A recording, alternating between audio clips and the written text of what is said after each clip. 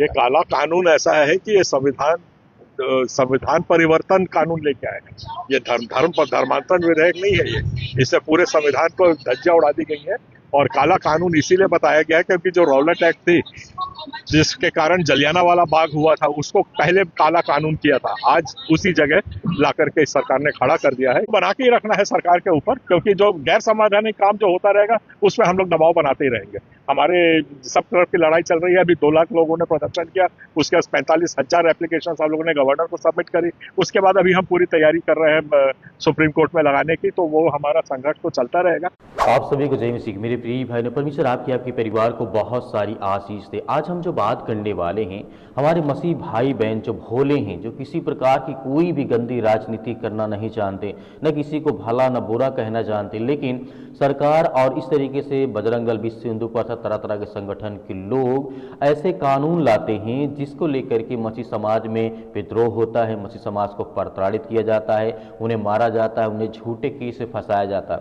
मेरे बहुत सारे मसीह भाई बहन कहते हैं कि सर आप भी आवाज़ उठाइए, आप भी बोलिए, क्योंकि मसीह समाज को इस हद तक परेशान किया जा रहा है जहां किसी प्रकार की अभी सुप्रीम कोर्ट में एक मामला आया था। इस तरीके सुप्रीम कोर्ट ने एक याचिका सुनते हुए देखा था, जिसमें से 99 FIR थी जो कि एंटी कन्वर्जन धर्मांतरण कानून के तहत जो फर्जी की गई थी बजरंग दल, विश्व हिंदू परिषद, तरह तरह के संगठन के द्वारा। सोचिए कोई व्यक्ति अपने घर में प्रार्थना करता हो, आकर के उसे मारने लगे, कोई पीटने लगे, कोई आवाज उठाने वाला ना हो, बात करने वाला ना हो, तो कहीं ना कहीं आज हमारा मसीह समाज सोता हुआ नजर आता है। आज हमें आवाज उठानी चाहिए, बोलना चाहिए, बताना चाहिए कि आखिर हमारे भारत देश में क्या हो रहा है। कोई हमारी बात सुनने वाला नहीं है। फर्जी FIR होती है, उन्हें जेल में डाल दिया जाता है धर्म के नाम पर या मजहब के नाम पर या किसी कारणवश। इस तरीके से अभी आप जानते हैं छत्तीसगढ़ धर्मांतरण कानून लाया गया, उससे मसीह समाज के लोगों ने 2 लाख एप्लीकेशन लिख करके राज्यपाल को सौंपा गया, मसीह समाज के लोगों ने दिया, लेकिन सरकार अभी भी अड़ी हुई, वो कहती नहीं ये कानून सही है, इसमें किसी प्रकार कोई गलत नहीं है। हम जानते हैं उत्तर प्रदेश में एंटी कन्वर्जन बिल लागू है, मध्य प्रदेश है, राजस्थान, कम से कम 12 से 14 राज्य हैं जहां पर एंटी कन्वर्जन बिल लागू है, जिसके तहत फर्जी FIR होती है। सुप्रीम कोर्ट ने इस बात को माना है कि कम से कम यदि 100 FIR आती, उसमें से 99 FIR फेक होती है, जो कि बजरंग दल, विश्व हिंदू परिषद के द्वारा दबाव में किया जाता है और उन्हें जेल में डाल दिया जाता है। जब कोर्ट में मामला जाता है तो कोर्ट बाइज्जत बरी कर देता है। सोचिए इतना बड़ा आज इस कानून का गलत उपयोग किया जाता है। जब मसीह समाज इसका विरोध करता है या हम सभी लोग विरोध करते हैं, तो यहीं पर बजरंग दल, विश्व हिंदू परिषद लोग कहते हैं ये तो धर्म परिवर्तन कराते, जात बदलते, मजहब बदलते। अभी मैं जो बात करने वाला हूँ, छत्तीसगढ़ में धर्मांतरण कानून को लेकर के मामला काफी ज्यादा गर्म आ गया है। ईसाई समाज के कई संगठनों ने साफ कहा है कि इस कानून के खिलाफ हम सुप्रीम कोर्ट तक जाएंगे।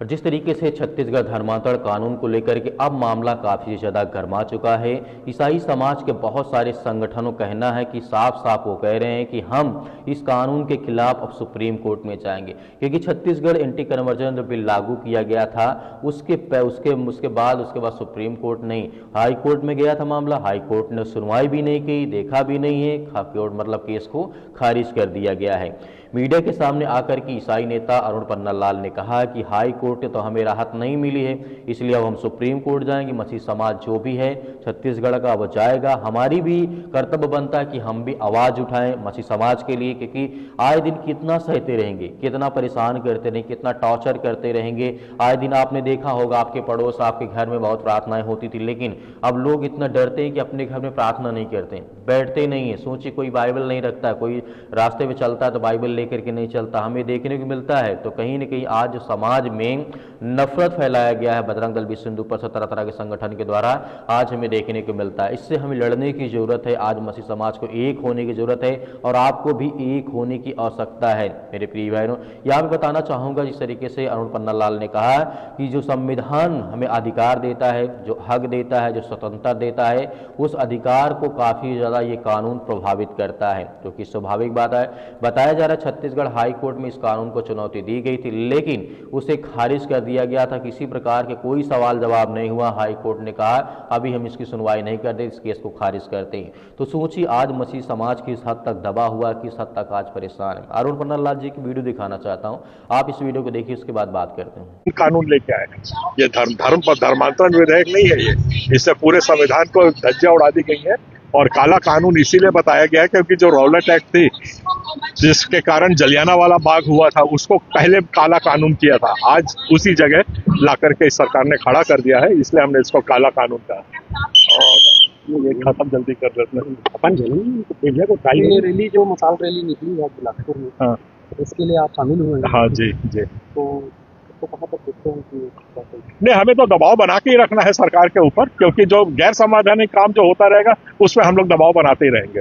हमारे सब तरफ की लड़ाई चल रही है, अभी 2 लाख लोगों ने प्रदर्शन किया, उसके बाद 45,000 एप्लीकेशन हम लोगों ने गवर्नर को सबमिट करी, उसके बाद अभी हम पूरी तैयारी कर रहे हैं सुप्रीम कोर्ट में लगाने की। तो वो हमारा संघर्ष तो चलता रहेगा जब तक कि हमारा संविधान सुरक्षित रहे ना हो जाए, तब तक हमारी लड़ाई चलती ही रहेगी। सड़कों पे हम लड़ाई लड़ेंगे, क्या लगता है भैया? ऐसा है, आज संविधान के सामने सबको नतमस्तक होना पड़ेगा, कोई भी हो, कितना ही तुर्रम खां हो, कोई कितना ही बड़ा हो, जहां संविधान है संविधान को आपको प्रणाम करना ही पड़ेगा। सर्व समाज का समर्थन क्रिश्चियन समाज को कैसे मिल रहा है? बहुत तेजी से मिल रहा है, क्योंकि ये जो तकलीफ जो आके खड़ी हुई है ना, जो समस्या आके खड़ी हुई है, खाली ये ईसाइयों के लिए नहीं है, इसमें तो सब समाज प्रभावित हो रहे हैं। अब ये धीरे धीरे एक एक को इस किस्म से मारना काटना तोड़ना चालू करेंगे तो उस किस्म से ये बढ़ रहा है। खाली ईसाई समाज की समस्या नहीं है, ये पूरे संविधान की समस्या है। कल दूसरे समाज के ऊपर होगा, जो कल शेड्यूल्ड ट्राइब्स हैं उनके ऊपर होगा, ये सब तो और शुरू हो चुका है।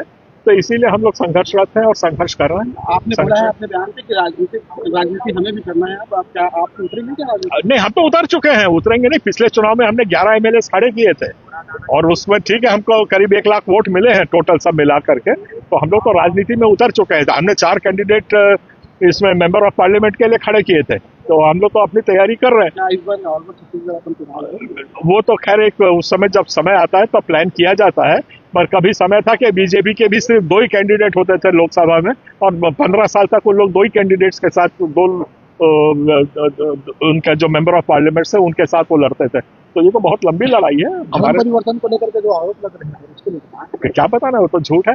आज तक सजा ना हुई, ना प्रूव कर पाए, ना कुछ पर है। हुआ मचाना है, मचा रहे हैं, बस हो गया।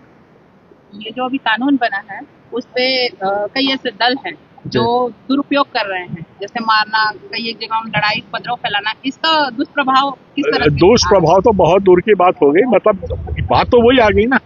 अब हमारे पास एक संवैधानिक विकल्प रहता है कि हम पुलिस में जाए, वहां जाने देते हैं। FIR जाओ, FIR होता नहीं। अब सरकार के पास कोई सुनता नहीं, तो संविधान को तो पहले ही ताक पे रख दिया गया है। यहाँ CNI ने समर्थन दिया है, CNI ने कहा समर्थन दिया है? CNI तो बोल रही है कि ये धर्मांतरण विधेयक होना चाहिए। CNI बोल रही है कि पादरियों को मरना चाहिए, मारना चाहिए।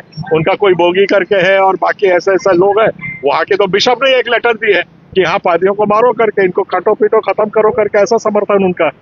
तो ये सारे समर्थन तो हम देखते ही आ रहे हैं। तो CNI क्या रहेगी सर? अब इसमें रणनीति का क्या है? ये तो युद्ध है, लड़ाई है, सड़क से लेके आसमान तक की लड़ रहे हैं। शासन आपकी बातों को नहीं सुनता है आपकी? देखिए, आज की तारीख में शासन सुने नहीं सुने, हमारे पास सब संवैधानिक विकल्प हैं और एक एक विकल्प को एक एक के समय से वो सबको करते रहेंगे। मैं अरुण पन्नालाल, अध्यक्ष छत्तीसगढ़ क्रिश्चियन फोरम।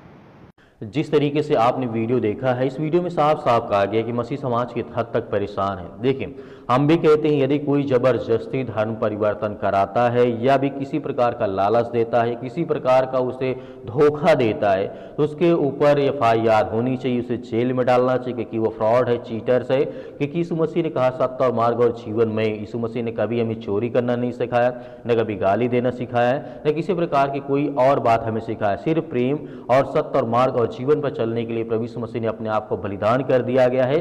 तो आज भी परमेश्वर के हर एक वचन को हम फॉलो करते हुए आगे बढ़ेंगे। हर प्रार्थना सभा या धार्मिक गतिविधियों को शक की नजर से देखना भी सही नहीं है। कोई अपने घर में प्रार्थना करता है, इसका मतलब नहीं धर्मांतर कर रहा है या जाति बदल रहा है, उसका मजहब बदल रहा है। दूसरी तरफ हिंदू संगठन जितने हैं, जैसे बजरंग दल, BHP मतलब विश्व हिंदू परिषद, तरह तरह के संगठन के लोग, उनका ये कहना है यह कानून जो लाया गया है, धर्मांतरण कानून लाया गया, बहुत अच्छा है, सख्त है और जरूरी है धर्मांतरण को रोकने के लिए। अब इनकी सोच, इनकी मानसिकता को देखिए। क्या क्या कोई मसीह समाज आप धर्म परिवर्तन करता है, बदलता है, या किसी को जबरदस्ती बदलवाता है? मैं तो आज तक नहीं देखा हूँ। अब सबसे बड़ा सवाल यही है कि सुप्रीम कोर्ट में इस कानून को लेकर के जब गया मामला, तो अब आने वाले समय में जब फैसला आएगा तो क्या आएगा?